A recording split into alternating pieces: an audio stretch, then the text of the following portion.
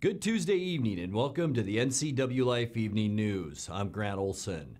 Before we get to today's top news stories, let's take a quick look outside our weather window. And today, not a bad day. We started off with some snow flurries and everybody at work saying, oh no, more snow. But it did stop late morning and around noon, and then the sun came out and it made for a pretty nice day. In fact, one of the warmer days that we have had in a long time here in north central Washington. This shot, beautiful shot from our Sky-Fi tower camera out at Rock Island. And you can see some blue sky out there and some clouds and some beautiful sunshine. And we will see a lot of that beginning tomorrow and running right through the weekend into early next week. There you go, mainly dry, a gradual warming trend. We will definitely see that by the end of the week and into the weekend on Sunday and into Monday, where high temperatures could brush with 50 degrees. And we will talk more about your weather forecast coming up a little bit later on. And now a few of the stories we're following for you tonight. A shoplifter was caught red-handed on video surveillance at a Wenatchee store. We'll show you that video. A 25-year-old Quincy man was taken to the hospital yesterday with a gunshot wound. And the Washington legislature has taken another step forward in getting the gray wolf delisted from the endangered species list. But first, we begin tonight. Slippery road conditions, the cause of a semi-truck accident this morning in East Wenatchee, closing the road for 3 hours. The accident happened around 8 o'clock when a semi tried to stop at a stoplight at the intersection of Baker Avenue and Badger Mountain Road, slid through the intersection, and then struck a rock wall. Following the crash, the truck began leaking diesel fuel, which prompted responders from the Douglas County Sheriff's Office, Douglas County Fire District 2, and Douglas County Transportation to respond. The road was reopened at around 11 this morning, and the truck driver was not hurt. That road was briefly closed this afternoon for cleanup and then reopened. High-quality surveillance video in the Gypsy Lotus store in downtown Wenatchee helped police track down a shoplifting suspect on Monday. Captain Edgar Reinfeld of the Wenatchee Police Department said it's an example of how high-tech cameras and social media can be a big help to police. So a local retailer reported a shoplift, basically, and we have obviously many shoplifts all the time, and many go undetected. But in this case, the store owner had a very nice high-resolution camera inside the store, which clearly showed a female picking up and walking out with an item she did not pay for, which happened to be an over $150 semi-precious stone, a pretty sizable one, so it was quite visible on video being taken. They reported it to us right away, which we really appreciate. We got the video and got still images from the video that we as a police department started working on distributing and trying to identify the suspects. The store owner also happened to publish the video on social media and got a response from another retailer saying, hey, we know them. They were arrested in our store for shoplift, and here's the names. There was a female who actually pocketed the item, and then a male with her in the store, and that other retailer was able to identify both of them. So as we started looking for them yesterday, we discovered both persons had Spokane addresses, were their last known address. However, they had been arrested in East Wenatchee. Our officer here contacted East Wenatchee Police saying, hey, if you can find them again, we'd like to know. And within an hour, East Wenatchee Police found the female suspect, Miranda Zitting, Z-I-T-T-I-N-G, in a vehicle in East Wenatchee where she was arrested on a probable cause for our incident here where she's on video. Reinfeld said police lacked probable cause to arrest the man who was with the shopping suspect. The dog also remains free. Well, while investigating a report of shots fired early Sunday, Quincy police received a call from the hospital emergency room that a man had arrived with gunshot wounds. Police said when asked about the shooting, the 25-year-old victim was uncooperative and claimed to have no information on how he'd been shot or by whom. At the shooting site in the 900 block of 3rd Avenue East, police reported finding an unoccupied vehicle with several bullet holes. They also found several empty shell casings nearby. The unidentified victim was taken from Quincy Valley Medical Center to Harborview Medical Center in Seattle, where he's listed in stable condition. Anyone with information on the shooting is encouraged to call the Quincy Police Department at 787-4718. Washington State House Representative Joel, or I should say, getting ahead of myself, Washington State House Representative Joel Kretz describes it as a step in the right direction. But as NCWLIFE Steve Hare reports, the Ferry County horse rancher isn't ready to declare victory in his ongoing crusade to delist gray wolves as an endangered species right here in Washington State. Legislation co-sponsored by Kretz that calls for the immediate review of the wolf status passed out of the House yesterday. I wished we could have gone further with the bill, but I'm finding that it's just kind of baby steps on this issue, and I think we got some progress. House Bill 2097 would also require the Department of Fish and Wildlife to increase staff in Ferry and Stevens counties, where most of the wolf packs reside and where most of the livestock predation has occurred. Kretz said he expects to see the wolf population numbers to increase significantly since the last census check. You know, we've got a lot of new numbers. They've been doing some flights. They're looking for wolves right now, the department, but we've also got a lot of new data from the UW researchers who have been using, of all things, scat sniffing dogs, where they've taken them out into areas and they can find wolf scat, and they take the samples and genetically identify. So they can identify an individual wolf, which gives you a lot more good data. We had an area in Stevens and Ponderay where the department had estimated there were 16 wolves, and by the time the UW researchers were done, they had genetically identified 62 wolves. So I think the numbers are really going to change, and I think there's a chance that there'll be movement on the status statewide. Well, the bill passed the House on a unanimous vote and is now awaiting action in the Senate. It was also reported last week that Congress is also considering legislation that calls for the delisting of gray wolves in all of the lower 48 states. Steve Hare, NCWLIFE News. Coming up next, the Wenatchee School Board will take action on a number of issues at their regular meeting tonight, including finalizing the contract with new school superintendent Dr. Paul Gordon. Speaking of Paul Gordon, we have details regarding his new contract offer from the school district, and the Wenatchee Public Library will move into temporary quarters in mid-April as its current building undergoes a $1.5 million remodel. I'm Grant Olson, and you're watching the NCWLIFE Evening News.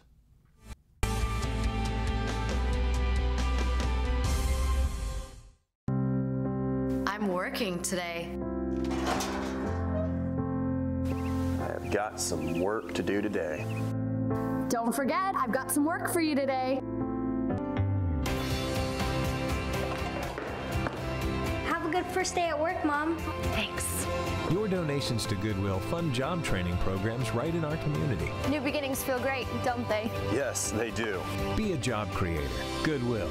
There's more behind the store. Hello, my name is Nathan Schreiber. I'm a physician here at CVCH. My specialty is family medicine, which is a pretty general specialty where I get to treat all walks of life. You know, newborns, children, women, adults, elderly, everything in between. I have additional training in osteopathic manipulative treatment, OMT for short, where I use my hands to diagnose and treat musculoskeletal conditions which are causing pain and inflammation. I look forward to meeting you and being a part of your healthcare.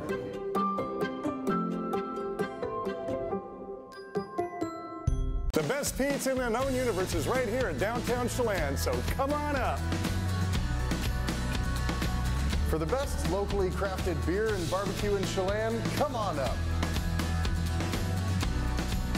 For the best down-home scratch country cooking in north central Washington, you'll find it in Manson. Come on up.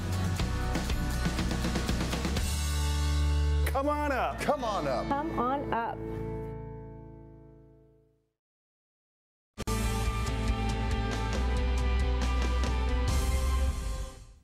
Welcome back. In other news, the Wenatchee School Board will take action on a number of issues at their regular meeting tonight, including finalizing the contract with new school superintendent Dr. Paul Gordon. Gordon was chosen by the board out of a handful of candidates to replace retiring superintendent Brian Flonis. Action will also be taken tonight on Wenatchee School District security upgrades, and we'll hear discussion on a budget timeline and four-year school enrollment projections. The school board meeting tonight starts at 6 o'clock at the Wenatchee School District Central Office. That's located on Sunset Avenue near Orchard Middle School. Well, Dr. Paul Gordon, the Wenatchee School District's new superintendent, will be paid $199,000 a year under a contract due to be approved, as I mentioned, tonight by the school board. The contract will run through June of 2022 and also includes 25 days of vacation and 14 holidays annually, as well as $15,000 in moving expenses and benefits. Gordon will start work July 1st. Current Superintendent Brian Flonis was due to retire on August 31st, but the district amended that contract, so Flonis' last day now will be June 30th.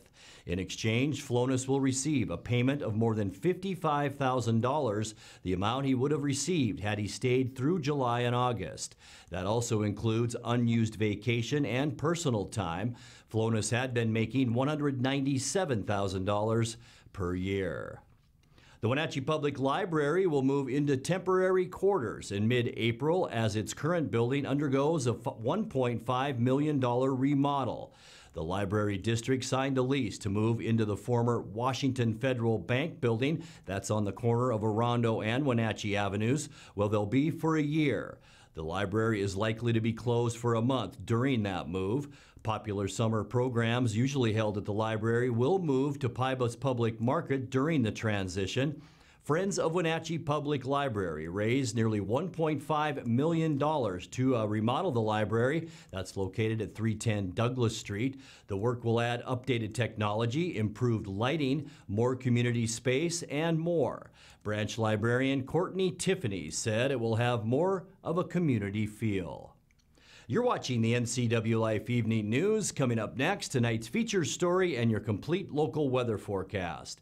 That and much more still to come on the NCWLIFE Evening News. Stay with us.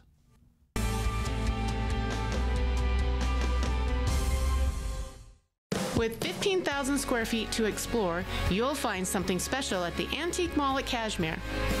For the do-it-yourselfers and those with a keen eye for making something old, fresh and new again, the Antique Mall at Cashmere is the place to come find your next project. From the coin enthusiasts to avid collectors, Antique Mall at Cashmere has treasures in every corner. Come find your treasure today. Antique Mall at Cashmere's friendly staff is here to help. Stop on by today. Hi, I'm Clayton Walker, General Manager at Town Chrysler Jeep Dodge Ram in Wenatchee, and I'd like to invite everyone to the dealership to see how easy it is to buy your next new or pre-owned vehicle at your local dealership. And I'm Mick Fabian, General Sales Manager, and we currently have a huge selection of new and pre-owned vehicles on the lot to choose from, including the 2019 Motor Trend Truck and SUV of the Year. So come on down to town and let us earn your business in 2019 at 1001 North Miller Street in Wenatchee.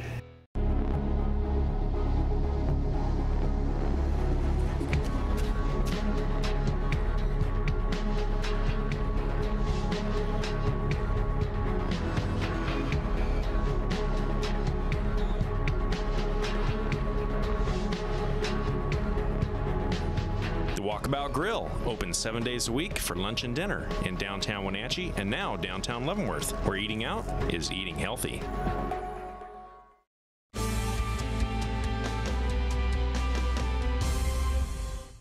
Welcome back to the NCWLIFE Evening News. In tonight's features story, we continue our series on the Chelan County Drug Court from this week's NCWLIFE magazine with Caitlin Hedersheet. Time's not going to count towards your phasing into the next phase. Are you feeling overwhelmed? Drug court is high accountability and high treatment. It is like a job. It is coming to court every other week. It is actually having people invested in you and how you're doing. There's a lot more to it than some sort of free pass. You have to work this program. There are 4 phases to it, and each phase can take us as long as it needs to, depending on how a participant is doing. Sometimes those phases are going to run longer. if there are some setbacks. We're looking at treating the person not just as an addiction, but the person as a whole, so that when they come out the other side of this, not only have they earned a dismissal of their charge, and they've earned that dismissal of their charge, but they're coming back as a neurotypical citizen that we want in the community, who can go to work, who can hold their own.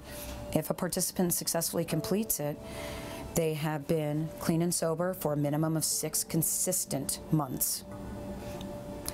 They've got their GED, if they don't already have a diploma or a GED. They're working unless they're disabled. They've achieved housing.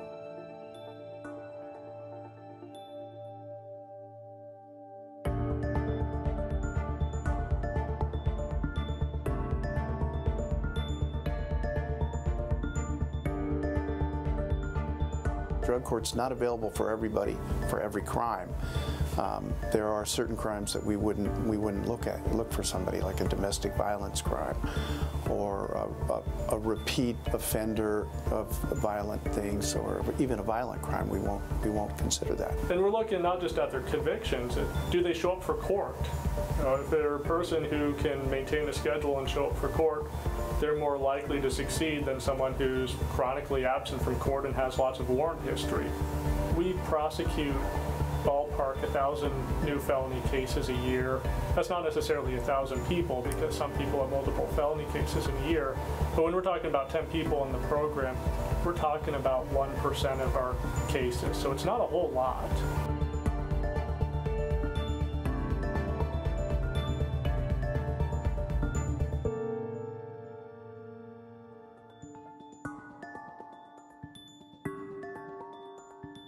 After the 30 days, if they opt in to the drug court, then it's a lot more challenging for them, because if they are terminated or they leave, then they've agreed to take the police report or the affidavit of probable cause, and the judge can just look at that and review that and sentence them based on that. So they're essentially admitting to the crime.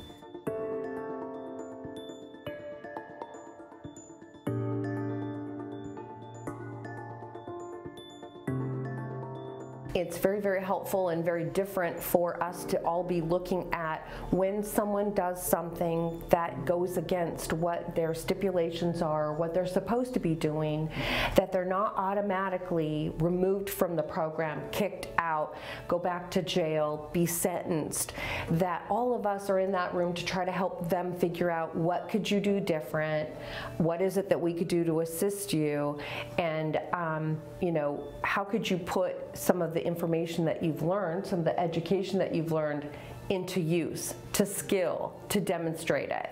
Because any of us can Google information, but then being able to actually implement and put that into our lives and put it into place and practice it, that's where treatment really is we educate people and then let them practice those skills, watch them stumble, help them figure out what can you do different, why did you stumble, how can you plug those holes and keep moving.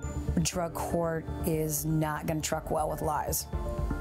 Phase 1 is about showing up and being honest.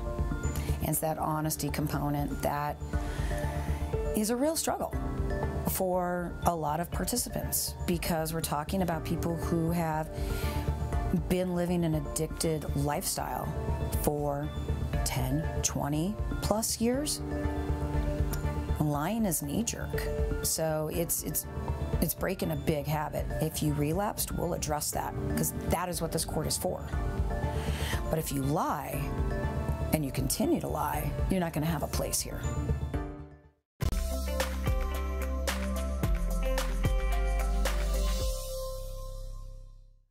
Time now for a check of your North Central Washington weather forecast. Before we get to those details, let's take a look outside our weather window down at beautiful Rock Island from our Rock Island Sky-Fi Tower camera. Thanks to LocalTel for this beautiful view.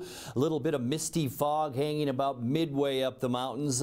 We did see a few clouds today as well, and some sunshine out there. It felt really, really good, didn't it? With temperatures warming up nicely today. In fact, today, one of the warmest days that we have seen in a long, long time. time with highs today in the mid to upper 30s. Unofficially so far in the Wenatchee area, we reached a very nice high temperature today of 37 degrees, and that's closer to where we should be for this time of year at 52. 22 our overnight low, 34 is our normal low, 68 our record high back in 2015, and our record low 18 degrees in 1969. So far, that's unofficial, 2/100ths of an inch out of that snow so far this morning. That leaves us at 2.18 inches of precip for the year. Sunrise at 7:20, and the sunset tonight is at 7:02. Let's put that surface loop in motion now and show you what we can expect weather-wise tonight. Mostly clear. We could see breezy conditions at times as this area of low pressure and this frontal system moves away from Washington State. That could kick up some gusty winds tonight, so keep that in mind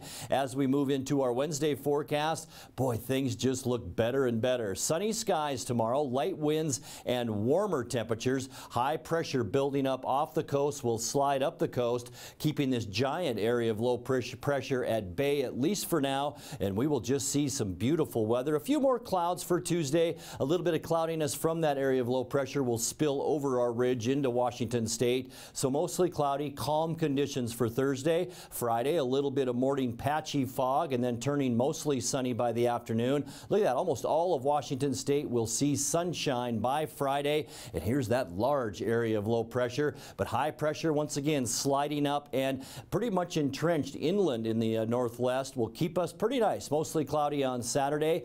Light winds in the afternoon for Saturday with nice temperatures. And then the warm-up begins, especially on Sunday. Mostly sunny. Once again, all of Washington State seeing sunshine of some sort, mostly sunny to sunny. Warmer temperatures on Sunday, approaching 50 degrees. We'll probably be in the mid-40s to upper 40s. And then by Monday, lots of sunshine. In fact, hardly a cloud in all of Washington State or almost all of the western U.S. We'll see warmer temperatures too with highs by Monday near 50 degrees. Let's take a look now at your quick lube and tune forecast. Tonight will drop down to 26 degrees. Sunny and warmer for your Wednesday at 43. A little dip in our forecast for Thursday. We'll see partly cloudy skies and 39 for our high. 42 for Friday, going all the way up to 43 Saturday. And there are those temperatures on Sunday and Monday. 46 with mostly sunny skies Sunday. 49 on Monday with sunny skies. And that's a look at your local weather forecast. Coming up next, tonight's sports report with Eric Granstrom and more as the NCWLIFE Evening News continues right after this.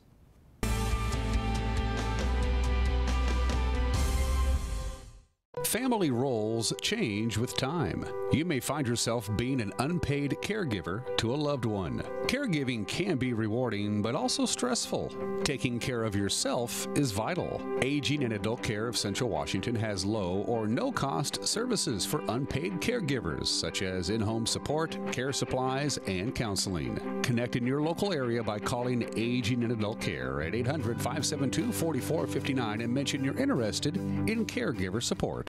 When you have to get there on time and looking good, call Fast, Friendly, Reliable AC Checker, 663-TAXI. Available 24/7, AC Checker Taxi has the industry's only on-time or it's free guarantee for your pre-booked call. Some conditions apply. Call 663-8294. AC Checker, 663-TAXI. Schedule your ride ASAP or book up to a year in advance online at azchecker.com. American Classic Checker Taxi, 663-TAXI. That's 663-8294.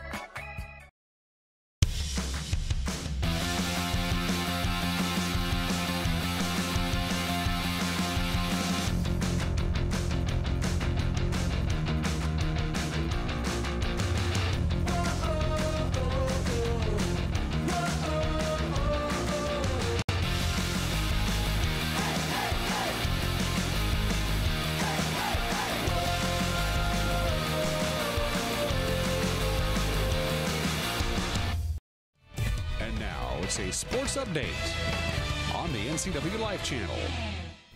And a happy Tuesday to you. Lucas Souter nearly single-handedly willed the Wenatchee Wild to the next round of the playoffs last night. The left winger from Trinity, Florida, tallied a hat trick in a 4-goal second-period outburst by the Wild to come from behind to beat West Kelowna 6-3 the final. The game was the Wild's first Game 7 in franchise history and ousted a feisty Warrior team from the postseason. Wenatchee also got 2 goals from P.J. Fletcher and an empty netter late from Brian Adams to secure the victory. Art Checker had the call on the Wenatchee Wild Hockey Network.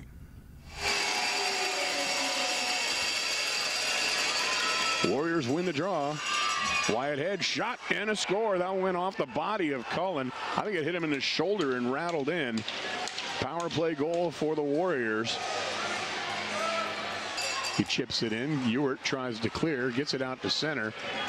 And that'll be played by the Warriors on the near side. Willie Rhyme comes in. His shot only scores.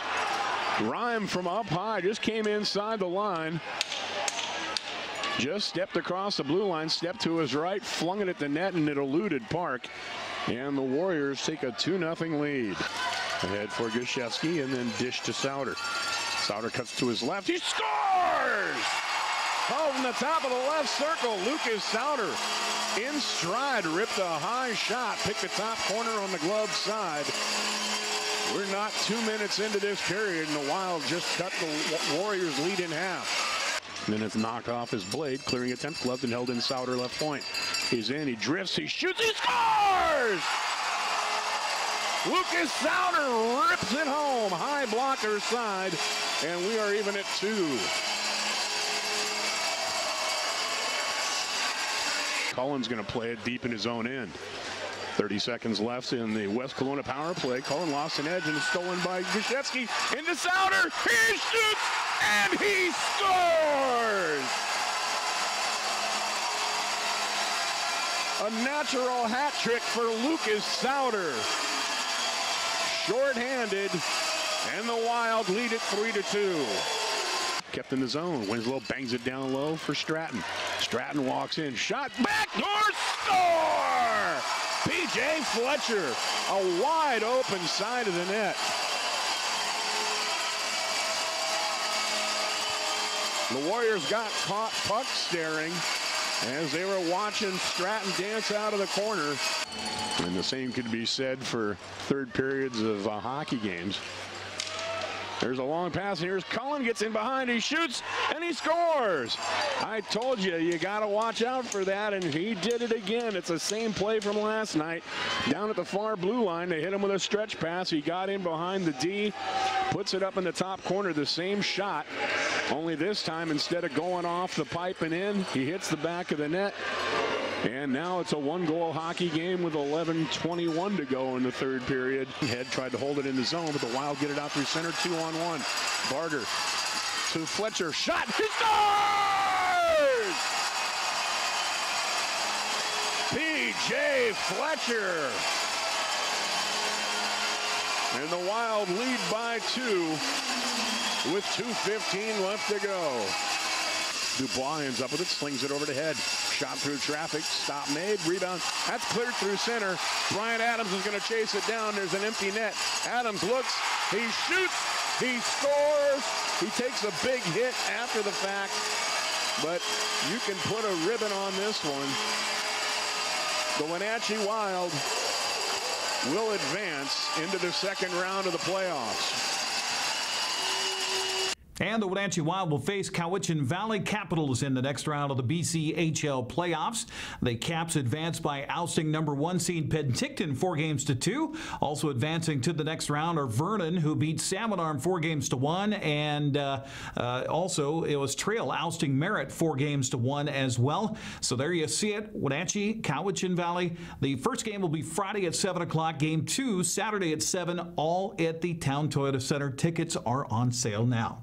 Cashmere's Haley Van Lith has been selected the Gatorade Washington Girls Basketball Player of the Year. Congratulations. The award, which recognizes not only outstanding athletic excellence, but also high standards of academic achievement and exemplary character demonstrated on and off the field, distinguishes Van Lith as Washington's best high school girls basketball player. The 5'9" junior guard led the Bulldogs to a 23-3 record and the third place trophy at the state 1A tournament. She averaged 34.4 points, 8.3 rebounds, 5.2 steals, and 4.9 assists per game.